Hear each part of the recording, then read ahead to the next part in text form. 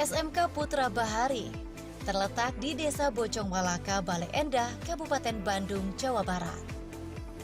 Sebagaimana banyak tempat lainnya di Cekungan Bandung Raya, air di sekolah ini juga keruh dan berbau.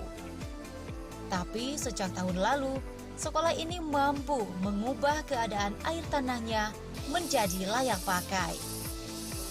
Inilah yang membuat saya tertarik mengunjungi SMK Putra Bahari untuk mengetahui bagaimana kiatnya. Ya pemirsa, kondisi air tanah di Kabupaten Bandung sudah lama diketahui tidak layak pakai. Selain keruh dan berbau, air tanah di tempat ini juga mengandung endapan lumpur. Dampaknya warga enggan untuk menggunakannya kecuali terpaksa.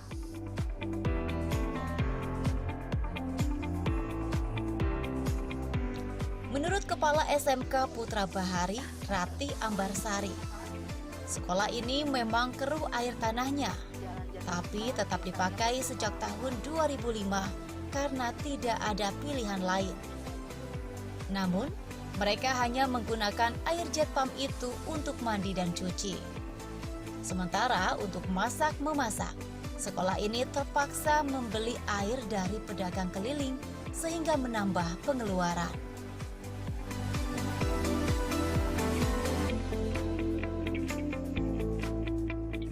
Pengalaman Rati membuktikan endapan lumpur air tanah itu lama-lama membekas pada gelas dan menghasilkan kerak yang tentu saja kurang higienis. Akhirnya seperti ini kondisi airnya. Iya. Dan hasil daripada endapannya mungkin seperti ini berkerak. Waduh. Tidak bisa kita pakai lagi untuk gelasnya. Padahal ini cuma dipakai untuk mencuci gelas menggunakan air ini. Iya. Tapi hasilnya seperti ini, Bu. Iya. Memang tidak layak untuk dikonsumsi ya, Bu ya. Keadaan mulai berubah pada bulan Agustus 2020 saat sekolah ini menggunakan alat penjernih air buatan Universitas Widyatama Bandung. Melalui penyaring 2 tabung yang berisi bebatuan khusus, air yang semula kotor bisa diubah menjadi bening.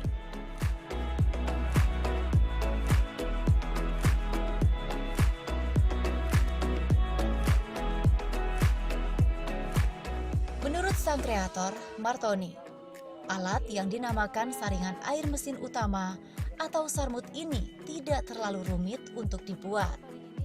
Media penyaringnya hanyalah arang aktif, pasir besi, dan zeolit yang tersedia bebas di pasar. Dalam ini tidak ada apa-apa? Di dalam ini Ada apa aja? sebetulnya rahasia nih Teh. Oh gitu Boleh ya, lah, untuk tapi Teteh saya penasaran jelaskan. dong, ada apa sehingga Boleh. airnya bisa jernih Ya. gitu. Jadi di sini itu ada media saring Teh. Media saringnya terdiri dari ada arang aktif, ada pasir besi, dan ada zeolit. Ya. Di mana fungsi saringan itu selain menyaring kotoran juga dia bisa menyerap racun dan Karena sudah terpasang rapi dan berjalan dengan baik, Martoni tak berani membongkar alat sarmutnya. Tapi, ia berjanji akan menunjukkan isi perut dari tabung itu nanti di kampusnya. Yang jelas, ia bersyukur karena sekalipun belum pernah dikuras selama 7 bulan, sarmutnya itu masih berfungsi dengan baik. bahan-bahan di dalam ini ya, ada 3 media begitu. Otomatis air yang kotor ini akan ada endapan lumpur nggak di dalam sini? Nah, di sini lama kelamaan ini endapan itu akan tersaring oleh media saring, sehingga media saring itu sebetulnya ada umurnya. Istilahnya dia akan mengalami kejenuhan. Yeah. Nah, idealnya ini 3 bulan harus sudah dikurang. Air saringan dari alat ini memang belum bisa langsung diminum karena belum melewati uji laborat. Namun, untuk memasak-memasak atau untuk berwudu, air ini sudah sangat layak. Rencana kita ke depan bahwa dari hasil analisis kita ini akan kita kembangkan. Mungkin nanti alatnya lebih gede lagi. Bahkan sekarang sudah ada ya yang lebih gede, tapi belum nyampe ke penelitian ke lab. Tapi ke depan kita berangan-angan seperti itu. Jadi kita ingin menghasilkan dari saringan ini air yang berkualitas, kalau bisa siap minum.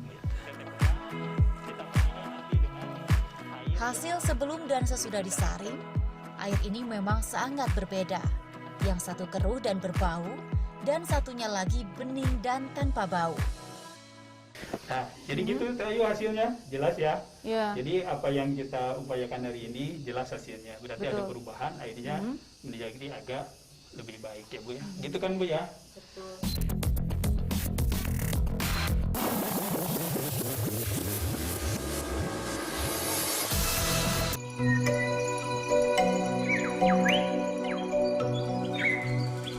Assalamualaikum warahmatullahi wabarakatuh. Saya Ridwan Kamil, Gubernur Jawa Barat.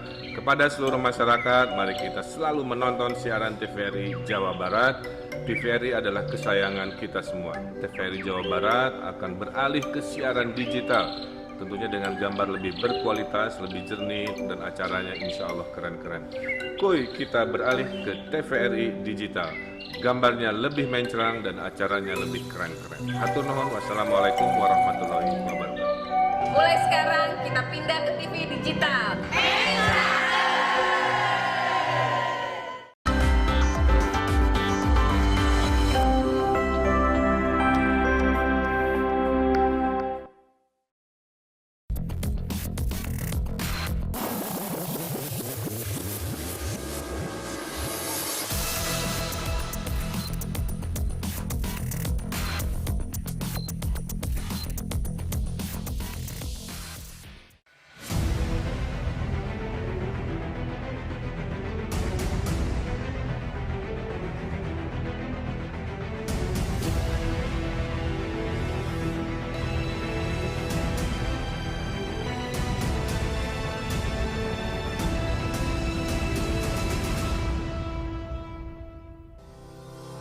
Kondisi air tanah yang keruh dan berbau bukan hanya di Kabupaten Bandung, tapi juga terjadi di Kota Cimahi. Ini saya temui saat saya mendatangi Kelurahan Ciberem, Cimahi Selatan. Sumur artesis yang mereka bangun sejak tahun 2004 yang lalu ternyata juga tidak layak pakai. Masalah air yang khususnya di RW 14 Ciberem ini Bu, yang Kota Cimahi ini memang sudah sejak lama. Mungkin sudah sejak tahun 2016 atau 15 gitu. Kotor, keruh, bau. Itu sehingga mempengaruhi di dalam penyaluran airnya ke warga. Di pipanya pun sangat kotor dan mungkin sangat bau gitu. Nah, ini mudah-mudahan nanti dengan adanya sudah diperbaiki oleh Widya Tama ini Bu, itu akan bagus.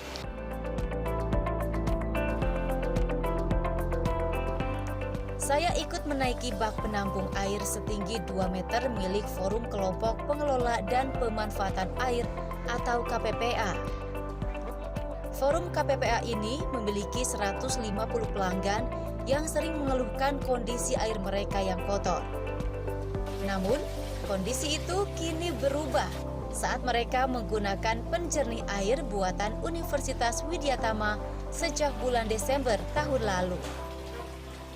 Kita ini merupakan pengembangan dari yang alat kecil kita yang di Balenda.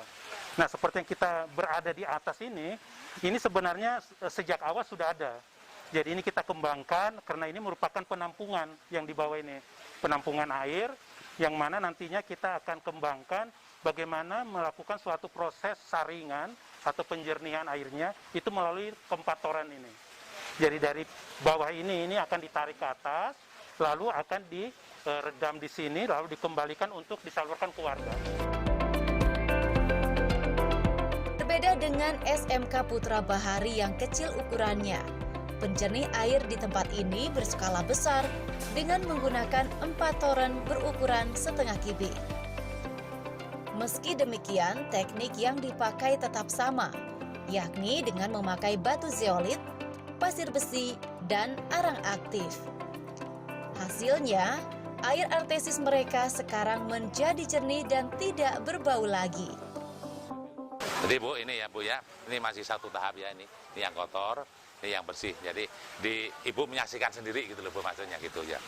Ya, terus mengenai penjernihan seperti tadi Pak Dekan katakan itu sangat betul, karena makin sering di backwash, makin bagus airnya.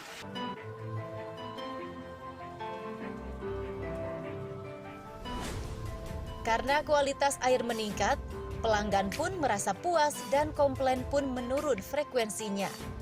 Bahkan mereka bisa menghemat biaya pembelian air bersih dari tempat lain, lantaran air ini sudah bisa mereka gunakan untuk masak-memasak.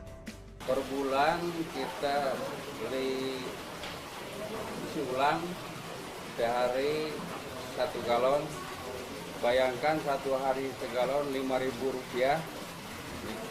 dikali 30 hari berarti 150.000, hemat sekali untuk kami sebagai warga pengguna air.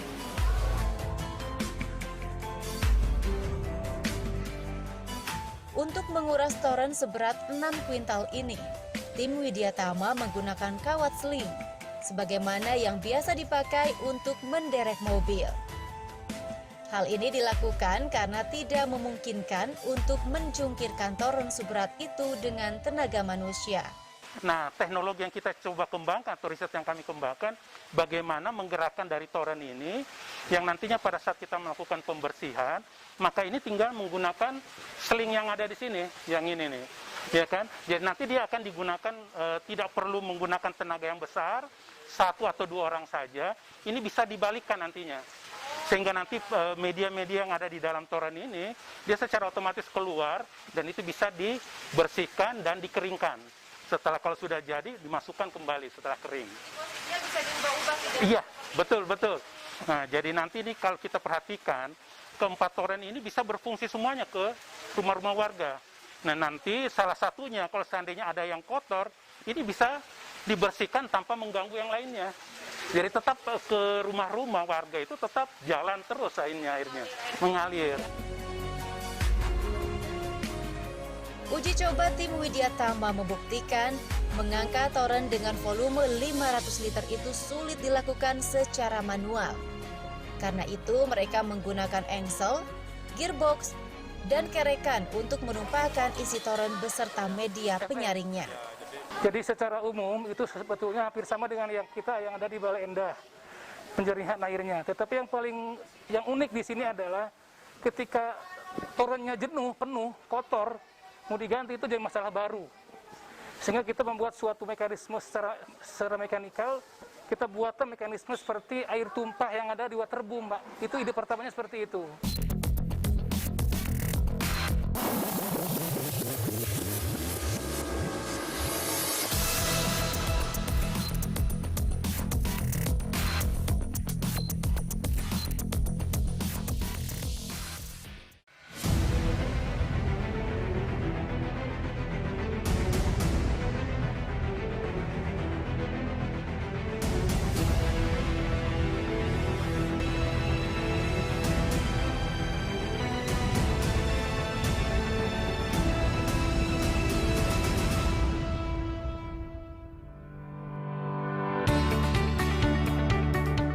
Saya menyambangi kampus Universitas Widya Tama yang luas di Jalan Cikutra, Bandung.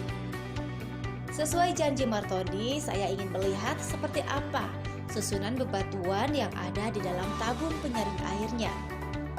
Saya sangat mengapresiasi karena ia rela membagikan ilmunya. utama, ini komponen yang pertama ini adalah sebuah tabung ya, tabung utama, di mana tabung ini terbuat dari pipa PVC dengan diameter 4 inci dan panjangnya setengah meter. Ditutup dengan dop penutup aja. Di sini dipasang sok drat dalam, drat luar untuk penyambung ke pipa. Lalu di sini juga dipasang untuk nyambung ke pipa. Lalu di atas di sini ini dipasang sok drat dalam. Dan ini adalah dop berulir. Tujuannya ini adalah pada saat kita mau mengganti media ini mudah untuk mempermudah. Jadi kalau ingin memasang kita tinggal tutup, setelah diisi media ini tinggal tutup. Tapi kalau kita ingin mengeluarkan media ini tinggal buka. Tinggal tumpahin aja ini medianya, kita bisa bersihin nanti atau mau ganti. Susunan batu yang menjadi penyaring pada alat buatan Martoni dan kawan-kawan ini adalah sebagai berikut. Pertama, batu zeolit yang diletakkan pada dasar tabung. Kemudian diberi spon sebagai pembatas dan di atasnya diletakkan batu ferolit atau pasir besi. Lalu diberi spon lagi sebagai penyekat dan teratas ditaruh arang aktif. Sebagaimana kata Martoni, cukup sederhana cara yang ia pakai, tapi nyatanya sudah terbukti efektif menyaring air.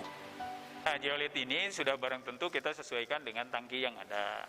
Nah, di sini kita melalui analisis kemarin, ya, dari statistik kemarin, itu kalau kita punya ini sekilo, yang ini adalah 50%-nya, berarti setengah kilo.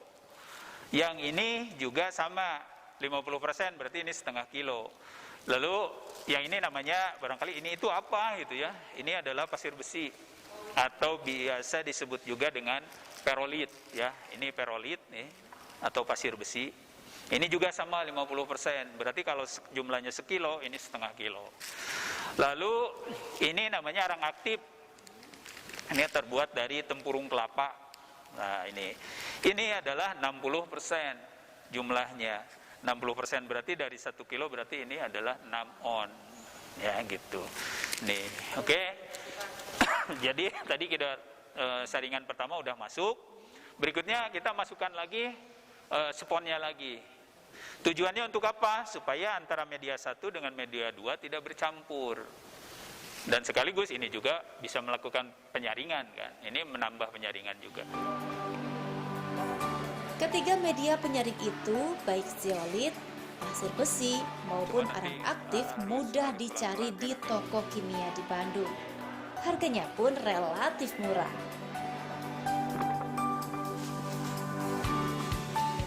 Ketua Yayasan Widyatama, Joko Ruspamuji, sangat menghargai jerih payah Martoni dan teman-temannya. Meski belum layak minum, ia senang inovasi ini telah bermanfaat bagi masyarakat. Semua ini tentu menjadikan teman-teman dosen dan mahasiswa di Widyatama itu menjadi lebih matang dan siap untuk bisa meng-create atau menciptakan inovasi-inovasi yang tentu berbasis pada ilmu pengetahuan dan tentu ini aplikasinya bisa digunakan untuk masyarakat. Sementara Rektor Universitas Widyatama, Profesor Obsatar Sinaga, menyatakan pihaknya memang meminta tiap fakultas melakukan inovasi. Jadi, sekalipun dalam kondisi wabah corona, mereka diminta untuk tetap kreatif dan tidak tidur. Ini satu bukti bahwa memang kebijakan kita saat ini adalah dari tiap-tiap pimpinan fakultas diperintahkan untuk melakukan inovasi, dan pada masa pandemi jangan tidur aja, dan ternyata terbukti ini fakultas teknik dan masih ada hal-hal yang mereka hasilkan.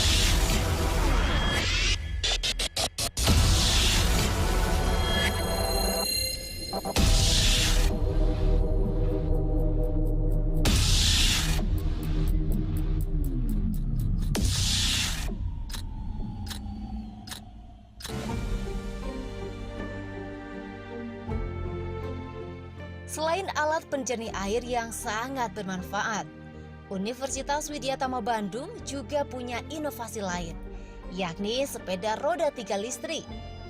Sepeda ini sengaja dibuat untuk wanita karena mereka banyak yang tidak bisa mengendarai sepeda roda 2. Setelah saya coba, ternyata asik juga, karena tinggal digas dan tak perlu capek-capek menggoes. Ya pemirsa, sepeda listrik ini memang ideal digunakan untuk ibu-ibu khususnya yang tidak bisa mengendarai sepeda roda 2. Karena ini aman, keseimbangannya sudah pasti terjamin, kemudian juga ketika kita mengoperasikannya juga menggoesnya gampang, ketika kita pegel bisa langsung tancap gas. Karena mereka yang membuat, maka dengan mudah saja mereka itu membongkar dan memasang kembali sepeda ini. Dengan menggunakan 2 baterai 12 volt, sepeda ini sanggup dijalankan selama 5 jam setelah dicas selama 1,5 jam. Porosnya atau as istilahnya, di sini ada gear, ini untuk yang penggerak manual. Ya, kemudian di sini ada gear untuk yang ke mesin, ada untuk sistem pengereman. Di sini porosnya kita belinya tidak harus baru, bisa untuk bisa bekas juga sama Bu, ini juga barang-barang bekas ya. Nah ini kita sambungkan, pasang di sini Bu. Ini rangkanya nih, ini pasang di sini ya. Di dalam rangka ini juga kita udah terpasang baterai nih. Dari baterai ini nanti sambungnya ke control unit Bu. Di control unit nanti ada asis ada assembling di AC-nya masuk ke gas ini. Mohon maaf Bu, ini gas. Ini dari control unit dia ke gas. Nanti gas ini juga mengatur kecepatan motor di sini.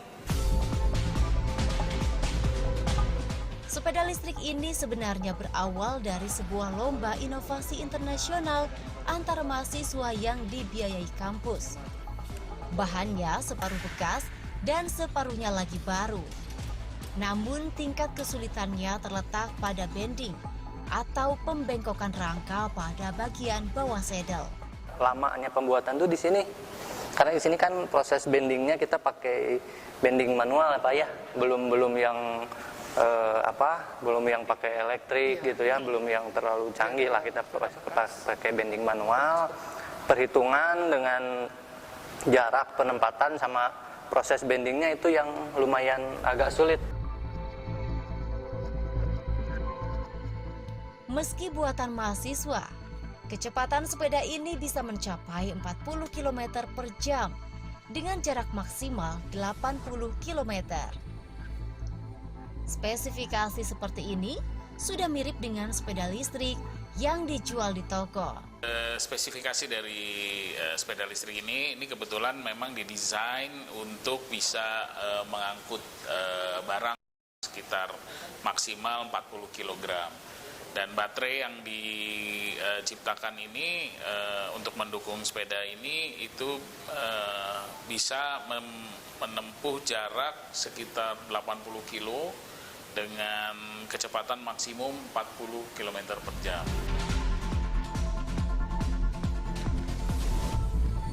Mungkin yang perlu dipasang pada sepeda ini adalah keranjang belanja di bagian belakang. Jika sudah ada, maka bisa saja banyak ibu-ibu yang berminat membelinya. Sepeda listrik yang ada saya kira powernya beda, dan kedua, ya ini kalau ini nanti dirancang untuk belanja, kapasitas muatnya lebih banyak gitu. Misalnya ditaruh keranjang. Yang kedua, sepeda listrik biasanya nggak ada roda 3, dia hanya roda 2. Berarti kalau roda 2 itu keamanan untuk mengendarainya, secure-nya agak lebih mengkhawatirkan. Kalau ini kan aman. Pihak Widyatama menyatakan akan menjajaki kemungkinan sepeda listrik roda 3 ini untuk skala bisnis. Namun sebelumnya, mereka akan melakukan kendali mutu atau QC terlebih dahulu. Penjernih air buatan Universitas Widyatama terbukti telah memberikan jalan keluar pada permasalahan masyarakat Bandung dan Cimahi. Sementara sepeda listrik roda 3 ciptaan mereka juga tak kalah inovatifnya. Semoga menginspirasi dan semoga memberikan solusi.